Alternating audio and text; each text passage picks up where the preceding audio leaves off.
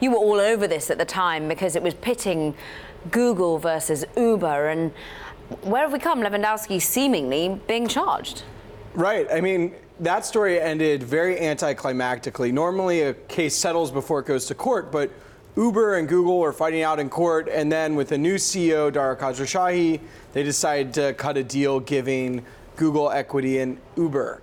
So that sort of ended it without a clear resolution. And so then things go quiet, and now we have these dramatic charges against the guy, Anthony Levandowski, at the center of that case, which is going to revive sort of all these questions about, how he took information from Google and then how involved Uber executives were. What's at stake here?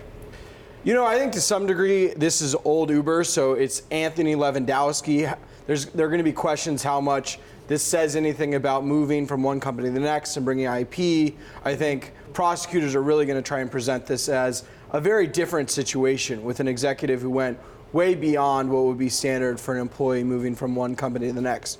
For Uber, I think there are just going to be questions how much Travis Kalanick comes up here. Yeah. I mean, he's not the CEO anymore, but he's still on the board of directors. And so the company certainly can't totally say he has nothing to do with us anymore. So there's going to be that question, is he coming up a lot, or is this much more what Levandowski did while he was at Google, without much to do with Uber? Remind us of the backstory, because it was a couple of years ago now.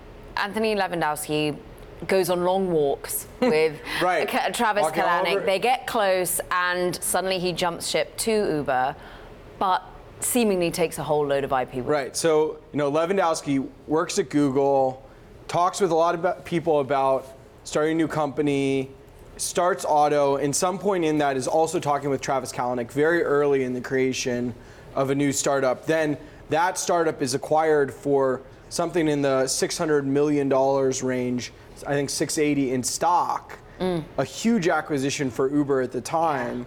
And, it very much seems like bringing a lot of talented Google engineers over to Uber. And then we learn it wasn't just engineers. It seemed like Levandowski had saved all this information from when he was at Uber. And Travis Kalanick played a huge role and even gave Auto co-founders indemnification. So that became a big issue, whether they were protected legally. Just to tie this all together, I'm curious how far along we are toward driverless technology, particularly when it comes to Uber, which is sort of banking eventually to transfer into a little bit more of that kind of model. Right. I'd say this is coming during a mood of increasing skepticism around self-driving cars. So it's interesting that the stakes are going to be huge for Levandowski, but it's not a moment when his technology seems to be succeeding.